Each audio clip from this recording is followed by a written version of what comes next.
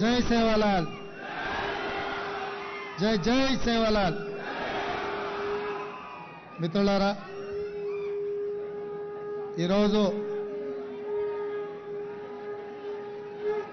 సంత్ శ్రీ సేవాలాల్ మహారాజ్ 285వ జయంతి సందర్భంగా మా బంజారా ఆదివాసీ సోదరులు బంజారా హిల్స్లో ఉండే బంజారా భవన్లో వారి జయంతి ఉత్సవాలను పెద్ద ఎత్తున ఏర్పాటు చేసి ఈ రాష్ట్రంలో బంజారాలకు సముచితమైన గౌరవం ఉంది, మీరందరూ కూడా ఈ కార్యక్రమానికి రావాలని చెప్పి మా శాసనసభ్యులందరూ, మాజీ శాసన మండలి సభ్యులు, ముఖ్యమైన నాయకులు పెద్దలు జానారెడ్డి గారిని, మంత్రివర్యులు కోమటిరెడ్డి వెంకటరెడ్డి గారిని, మొహమ్మద్ అలీ షబ్బీర్ గారిని, ఇతర ముఖ్యమైన నాయకులను, అదేవిధంగా రాష్ట్ర ముఖ్యమంత్రిగా నన్ను ఈ కార్యక్రమానికి ఆహ్వానించడం జరిగింది.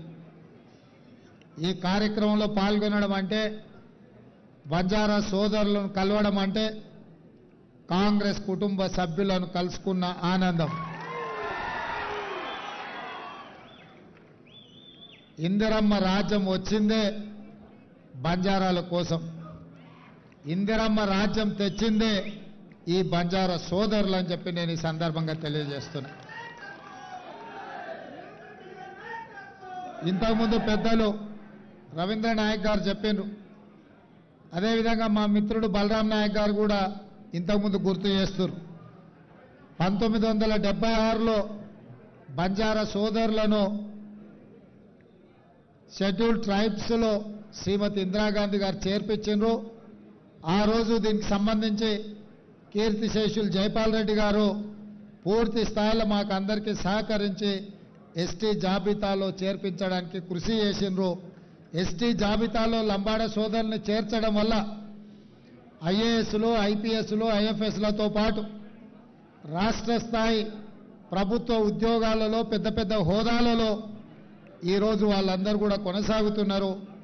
రాష్ట్ర అభివృద్ధిలో, రాష్ట్ర పునర్నిర్మాణంలో ఈరోజు ఆదివాసీ బంజారా సోదరులు కీలకమైన పాత్ర పోషిస్తున్నారు.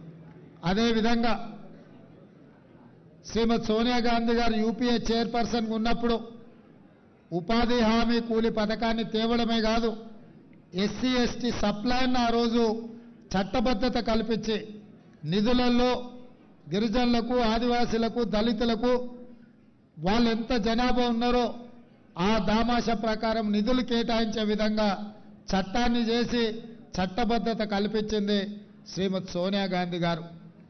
అయినా ఆదివాసీ లంబాడ సోదరులకు సంపూర్ణమైన న్యాయం జరగాలి అనంటే తెలంగాణ రాష్ట్రం రావాలి అని చెప్పి ఎంతోమంది బంజారా సోదరులు ఆనాడు ఉద్యమంలో పాల్గొన్నారు. సురేష్ నాయక్ లాంటి వాళ్ళు ఎంతోమంది, చాలామంది ఆ రోజు ఉద్యమంలో అమరులైన వాళ్ళు ఉన్నారు, ప్రాణాలు ఇచ్చిన వాళ్ళు ఉన్నారు. అందుకే ఈరోజు మీ అందరి పోరాటాన్ని చూసి శ్రీమతి సోనియా గాంధీ గారు తెలంగాణ రాష్ట్రం ఇచ్చిన రాష్ట్రంలో 10 సంవత్సరాలు మీకు సముచితమైన స్థానం కల్పించి చదువుకున్న పిల్లలకు ఉద్యోగ ఉపాధి అవకాశాలు కల్పిస్తారని మేము అందరం ఆశించినాం. కానీ ఆశించిన మేరకు అభివృద్ధి జరగలేదు, అవకాశాలు రాలేదు. అందుకే మొన్న జరిగిన ఎన్నికల్లో మీరందరూ ఆశీర్వదించి దొరల రాజ్యం పోవాలి, పేదల రాజ్యం రావాలి అని మీరందరూ ఆశీర్వదించడంతో ఈరోజు కాంగ్రెస్ పార్టీ అధికారంలోకి వచ్చింది. కాంగ్రెస్ పార్టీ అధికారంలోకి వచ్చిన తర్వాత సీతక్క గారిని మంత్రిగా, డాక్టర్ రామచంద్ర నాయక్ను విప్పుగా, ఇదే కాదు ఈరోజు కీలకమైన ప్రభుత్వ హోదాలలో చాలామంది గిరిజనులకు, ఆదివాసులకు ఎక్కడెక్కడ ఉన్నారో ఎతికి మరి మనం పోస్టింగ్లు ఇవ్వడం జరిగింది. సిటీలో డీసీపీలు కావచ్చు, లేకపోతే ఆర్ఎండ్బిలో ఈఎన్సీ కావచ్చు, వివిధ హోదాలలో ఎవరెవరైతే మీ చదువుకున్న యువకులు ఉన్నారో, ప్రభుత్వ ఉద్యోగాలలో ఉన్నారో వాళ్ళందరికీ కూడా ఈ ప్రభుత్వం అవకాశం కల్పించింది. ఇదే కాకుండా మా బాలు నాయక్, మా ఎమ్మెల్యేలు అందరూ వచ్చి శ్రీ సంత్ సేవాలాల్ జయంతి సందర్భంగా మాకు ఆప్షనల్ హాలిడే ఇవ్వాలి సార్, మా దేవుడు మేమందరం కూడా ఈ కార్యక్రమాలు జరుపుకోవాలంటే మీరు సహకరించాలి అని చెప్పిండు. అందుకే తక్షణమే ఒక్క నిమిషం కూడా ఆలోచన చేయకుండా సంత్ సేవాలాల్ జయంతిని ఆప్షనల్ హాలిడే కింద రాష్ట్ర ప్రభుత్వం నిర్ణయం తీసుకున్నది. మరి నిధుల విషయంలో ₹1 కోటి కేటాయించిండ్రు, సరిపోవడం లేదని మా బంజారా సోదరులు చెప్పినరు. 1 కోటి కాదు, ఇంకొక ₹1 కోటి జమ చేసి ₹2 కోట్ల రాష్ట్ర ప్రభుత్వం సేవాలాల్ జయంతి ఉత్సవాలను జరపడానికి కేటాయిస్తుంది. ఈ వేదిక మీద నుంచే మా అధికారులకు ఆదేశాలు ఇస్తున్నా, తక్షణమే జీవో ఈ రోజే మంజూరు చేసి దాన్ని ₹2 కోట్ల పెంచాల్సిందిగా. అదేవిధంగా మిత్రులారా, ఉత్సవాలు ఎన్ని చేసుకున్నా, పండుగలు ఎన్ని జరుపుకున్నా, మన పిల్లలు బాగా చదువుకున్నప్పుడే సమాజంలో మనకు గౌరవం ఉంటుంది. ఆ గౌరవం రావాలి అంటే తండాలలో, గూడాలలో పాఠశాలలు ఉండి తీరాలి. గత ప్రభుత్వం తండాలలో ఉన్న 6453 పాఠశాలల్ని సింగిల్ టీచర్ పాఠశాలలు మూతేసింది. అంటే బంజారాలను చదువులకు దూరం చేయడమే. అందుకే ఈరోజు మా ప్రభుత్వం మీ చదువుల కోసం ఎంత జనాభా ఉన్నారు, ఎంతమంది పిల్లలు బడికొస్తున్నారని లెక్క చూడదలుచుకోలే. ఇవాళ టీచర్లకు ఇచ్చే జీతాలను ఖర్చుల కింద చూడదలుచుకోలేదు, దాన్ని పెట్టుబడి కింద చూడదలుచుకున్నాం. భవిష్యత్తు తరాలను నిర్మించే దాని కింద మేము చూస్తున్నాం. అందుకే మా ప్రభుత్వం తప్పకుండా అన్ని తండాలలో, గూడాలలో పాఠశాలలు తెరిచే బాధ్యత మేము తీసుకుంటాం. చదువులు మీ తండాకు తీసుకొచ్చే బాధ్యత మా ప్రభుత్వం తీసుకుంటుంది. దానికి సంబంధించిన చర్యలను అన్నిటిని ప్రభుత్వం చేపడుతుంది. ఇదే కాదు, గత ప్రభుత్వం తండాలన్నిటినీ గ్రామ పంచాయతీలు చేసినామని అంటారు. సంతోషమైన గ్రామ పంచాయతీ చేసిరు, బాగానే ఉంది. నిధులెన్ని ఇచ్చిండ్రు, కనీసం ఆ ఊర్లో గ్రామ పంచాయతీ బిల్డింగ్ ఉందా, పోనీ ఆ గ్రామ పంచాయతీ పోవడానికి రోడ్డు అన్న ఉందా సరిగ్గా అని నేను అడుగుతున్నా. అందుకే ఈరోజు సంత్ సేవాలాల్ గారి జయంతి సందర్భంగా గ్రామ పంచాయతీలుగా ప్రకటించిన అన్ని తండాలకు బీటీ రోడ్లను వేసే బాధ్యత మా ప్రభుత్వం తీసుకుంటుంది. ఎందుకంటే చాలా తండాలలో యువకులు చదువుకున్నారు, ఉద్యోగాలు ఉపాధిలో పైకి వచ్చిండ్రు. వాళ్ళు కార్లు కొనుక్కొని సొంత తండకు పోవాలంటే రోడ్డు లేక ఇబ్బంది పడుతుండ్రు.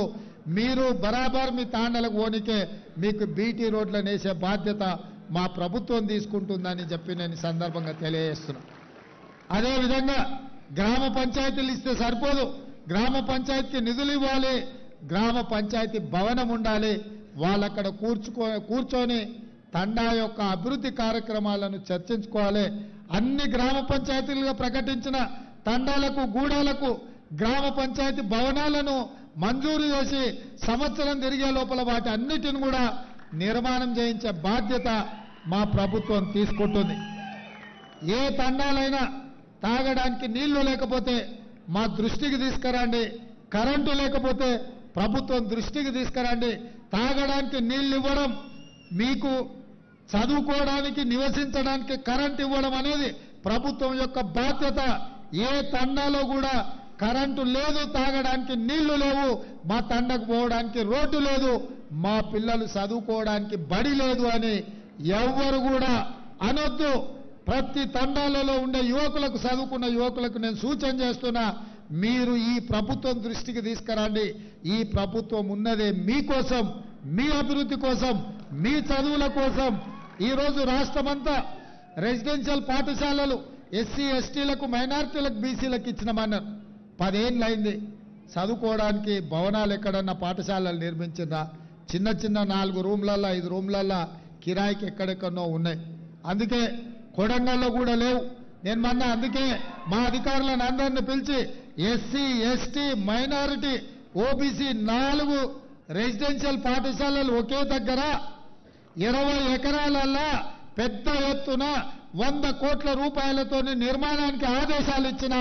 ఎందుకంటే ఎస్సీ ఎస్టీ ఓబీసీ మైనారిటీ పిల్లలు ఒకే కాంప్లెక్స్ లో, ఒకే క్యాంపస్ లో ఉంటే అందరి మధ్యలో సోదర భావం పెరుగుతుంది, ఒకరికి ఒకరు సహకారంగా ఉంటారు, ఒకరినొకరు అన్న తమ్మి అని పిలుచుకునే అవకాశం ఉంటుంది, అందరం కలిసిపోయే అవకాశం ఉంటుంది. అదేవిధంగా ఇవాళ కొడంగల్ ఒక మోడల్గా డెవలప్ చేస్తున్నాం. మిగతా మొత్తం 119 నియోజకవర్గాలలో ఎక్కడెక్కడైతే ఈ పాఠశాలలు రెసిడెన్షియల్ స్కూల్స్ మంజూరు చేసిందో వాటన్నిటిని కూడా 20 ఎకరాలలో ఒక ఎడ్యుకేషన్ హబ్, ఒక యూనివర్సిటీ స్థాయిలో అభివృద్ధి చేసి ఆ ప్రాంతాలలో ఉన్న పేదల పిల్లలు చదువుకోవడానికి మా ప్రభుత్వం ఏర్పాట్లు చేస్తుంది.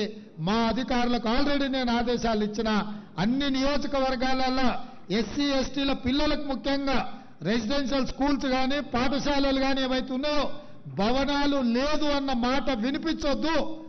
అవసరమైతే మంత్రుల ఎమ్మెల్యేలు ఓ పూట ఉపాసం పండుకుందాం, ఓ నెల జీతం తీసుకోకపోయినా సరే ఆ పిల్లలకు చదువుకోవడానికి అన్ని వసతులు ఏర్పాటు చేయాలనేదే మా ప్రభుత్వం యొక్క లక్ష్యం. ఎందుకంటే చదువే మనల్ని అభివృద్ధి పదం వైపు నడిపిస్తుంది. ఇవాళ మీరందరూ గొప్ప చదువులు చదువుకున్నారు కాబట్టి ఈ వేదిక మీద ఇంతమంది ఎమ్మెల్యేలు ఎంపీలు, మా బలరాం నాయక్ గారు మొదటిసారి ఎంపీగా గెలిస్తే సోనియా గాంధీ గారు కేంద్ర మంత్రికి ఇచ్చింది. ఇట్లాంటి అవకాశం ఎప్పుడన్నా వచ్చిందా మీరు ఆలోచన చేయండి. ఇవాళ కాంగ్రెస్ పార్టీ అధికారంలో ఉన్నప్పుడే మీ గౌరవం, మీ మర్యాద పెరిగింది, మీ హోదా పెరిగింది. ఇవన్నీ కూడా మీరు చదువుకోవడం వల్ల వచ్చింది.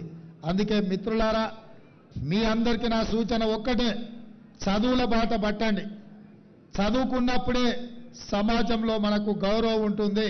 సంత్ సేవాలాల్ గారు కూడా మనకు చేసిన బోధన అదే. మద్యానికి మాంసానికి దూరంగా ఉండండి అని సంత్ సేవాలాల్ గారు మనకు చెప్పిండ్రు. కాబట్టి ఇవాళ వారు సూచించిన మార్గంలో, వారు ఆదేశించిన సన్మార్గంలో మేమందరం, మనమందరం, మా ప్రభుత్వం పనిచేస్తుంది, ఆ దిశగా ప్రయాణం చేస్తుంది. ఇక్కడ విద్యార్థులు చాలా మంది వచ్చారు. బాగా చదువుకోవడంతో సమాజంలో మనకు గుర్తింపు వస్తుంది. తప్పకుండా మీ చదువులకు, మీ అభ్యున్నతికి, మీ అభివృద్ధికి ఈ ప్రభుత్వం 100% తోడ్పాటును అందిస్తుంది. ఏ అవసరం ఉన్నా, ఏ సందర్భం ఉన్నా మా ఎమ్మెల్యేలు, మా మంత్రులు, మేము ప్రభుత్వం అంతా అందుబాటులో ఉంటుంది. మీరు చూసింది ఇవాళకి 70 రోజులు అయింది. ఏ ఒక్క రోజు కూడా సెలవు తీసుకోలే. ఎవరొచ్చినా కలిసినాం, ఎవరు ఏది అడిగినా చేయగలిగిందంతా చేసినాం. మేము కనిపించకుండా దాచుకునే ప్రభుత్వం కాదు, మేము కలిసిమెలిసి పనిచేసే ప్రభుత్వం, మీకోసము కష్టపడే ప్రభుత్వం. ఇంకా చేయాల్సింది చాలా ఉంది, మేము చేస్తాం. రాబోయే పార్లమెంట్ ఎన్నికల్లో కూడా మీ ఆశీర్వాదం ఉండాలి, మీరు అండగా నిలబడాలి, మాకు శక్తినివ్వండి, మిమ్మల్ని అభివృద్ధి పదం వైపు నడిపిస్తాం. రేపు ఏ అవకాశాలు మన లంబాడ సోదరులకు పార్టీ అవకాశం ఇచ్చినా వాళ్ళని గెలిపించుకోవాల్సిందిగా టికెట్ ఇచ్చిన ఆయన దగ్గర నగదు ఉండకపోవచ్చు, కానీ మా రాములు నాయక్ లాంటి వాళ్ళ దగ్గర నగదు సాధనే ఉంది. అందుకే ఇక్కడున్నాడా, వీళ్ళందరూ కూడా ఎవరికైనా టికెట్ ఇచ్చినా, పార్టీలు అవకాశం ఇచ్చినా పని చేయడమే కాకుండా 10 రూపాయలు సాయం కూడా చేయండి. ఎందుకంటే సేట్లు చాలా మంది ఉన్నారు, నాకు తెలుసు. మా కొడంగల్ తాండూరు నుంచి బొంబాయి, పూనా పోయి 100,000 కోట్లు సంపాదించుకున్న లంబాడి సోదరులు నాకు తెలుసు. వాళ్ళందరూ కూడా మీరు చట్టసభలకు పంపించినప్పుడే మీ తరఫున వాళ్ళు కొట్లాడతారు, మీ తరఫున వాళ్ళు మాట్లాడతారు. వాళ్ళకు పార్టీ అవకాశం కల్పిస్తుంది, వాళ్ళని గెలిపించుకునే బాధ్యత మీది అని తెలియజేస్తూ మీ అందరి దగ్గర సెలవు తీసుకుంటున్న మిత్రులారా.